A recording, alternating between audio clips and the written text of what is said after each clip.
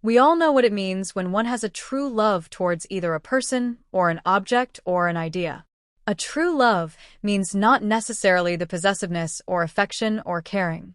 In fact, the great philosophers say that the true love is not of anything that the thought can produce, such as affection, caring, possessiveness, and so on.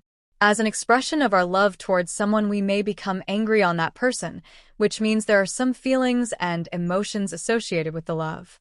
In general, when we have love on something, we try to protect it, we try to give utmost caring to it, and when something bad happens to it, we get worried much about it, and we even curse ourselves for the possible loss of caring on our part. When we lose it, finally, we become grief-stricken for quite some time and try to do something that may help in continuing with its memory. By observing at the object of memory, we may try to find some kind of comfort or happiness that may wipe out the grief due to the loss at that moment. All that is stated above is with respect to an external entity, be it a person or an object, where we express our love. When such a love is there, we try to spend more time and effort to understand about the external entity so that we can be in a position to act rightly. Acting rightly means here that an action that is taken at the right time and producing no or little negative effect on the external entity. In order to get such an understanding, we may have to observe all the aspects of that entity as closely as possible. All this should be possible for anybody with the power of love. Now, what may happen if we turn this love towards ourselves? One might suddenly and obviously say that it will be a selfishness on our part. But it need not be called selfishness, since we are not asking to love ourselves at the cost of loving an external entity. In fact, love has no limit, since one can love the entire world. The possible limitation may arise when we try to express this love in the form of an action physically. So, when we start loving ourselves, we will need to understand ourselves completely. The meaning of ourselves means both our body and the mind. For some people, we may have to include the soul also, but for the sake of simplicity of this presentation, let us keep only the body and the mind. The understanding of the body may involve the physiological structure, the functioning of various organs, and the intercommunication or interdependencies that exist among the various organs.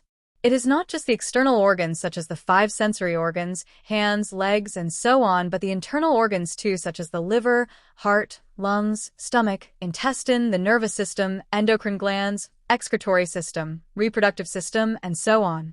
In order to understand, one need not try to become a doctor. Such an understanding, which is at a superficial level, must be possible to get even by a common man. Then comes the understanding of the basic process involved by each system, such as the input, processing, and output. Then we may have to look at the impact of the nature of inputs and how the processing may possibly get affected due to improper inputs, how the malfunction in various organs arises due to improper inputs, and how it is manifested either in the outputs produced or in some other forms that may be visible easily. When it comes to the mind, we need to closely follow the movement of our thoughts, which includes various feelings, emotions, desires, anxieties, fear, jealousy, hatred, and so on, and understand how they might arise and then either end or continue. Once again, there must be inputs, which we may call the food for thoughts, how they are analyzed, and how the thoughts may create actions. Similar to bad inputs resulting in the malfunctioning of some of our physical organs, there must be bad inputs that may spoil our mind and result in bad feelings, emotions, and actions. So, the understanding of one's self will involve the understanding of both the body and the mind, not deeply from technical point of view, but superficially without the need to consult any specialists for information. Can we not try to understand this much, at least, if not becoming a doctor ourselves, when we love ourselves truly? But this may seem to be somewhat strange to imagine, but it is a fact. Why shouldn't we learn about our own body and mind and love them?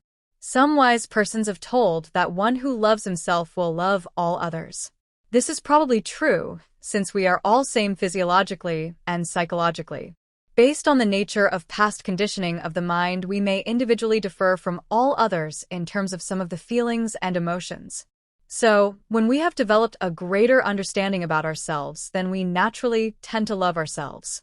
In that love may lie the same set of operations such as caring, protecting, nourishing, feeling the loss, enjoying the well-being, and so on.